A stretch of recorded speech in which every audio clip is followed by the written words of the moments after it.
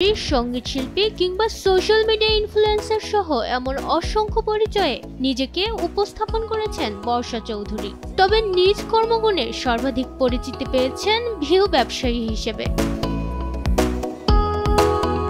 সাম্প্রতিক সময়ে ফেসবুক লাইভে এসে গলায় ফাঁস দেওয়ার মিথ্যা অভিনয় করেন বর্ষা।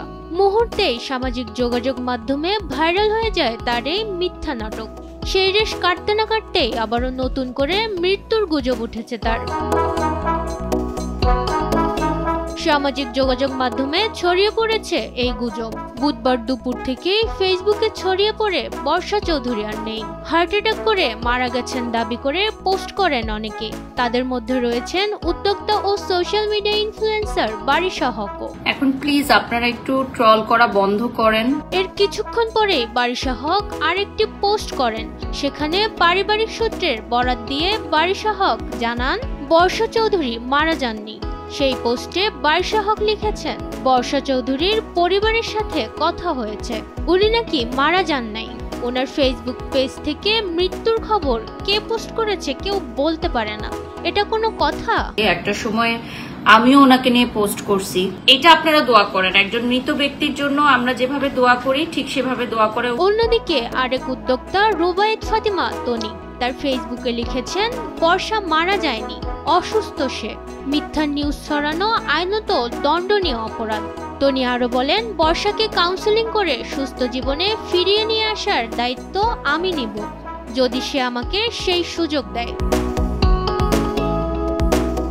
বারিশা তনি ছাড়াও মৃত্যুর গুজব নিয়ে ফেসবুকে পোস্ট করেছেন ঢাকাই সিনেমার চিত্রনায়িকা পরিমণি। পরিমণি তার ফেসবুকে লিখেছেন, রাখাল আর বাঘের গল্পের মতো না হোক কোনোদিন।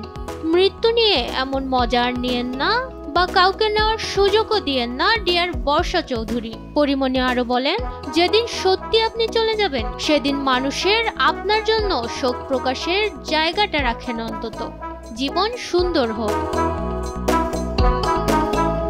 প্রসঙ্গত বছর দুয়েক আগে দ্বিতীয় স্বামী ব্যান্ড শিল্পী রুমি রহমানের মৃত্যুর পর ভেঙে পড়েন বর্ষা চৌধুরী। দ্বিতীয় স্বামীকে হারানোর পর থেকে সামাজিক যোগাযোগ মাধ্যমে প্রায় রুমিকে নিয়ে আবেগঘন পোস্ট ও ভিডিও পোস্ট করে আসছিলেন বর্ষা।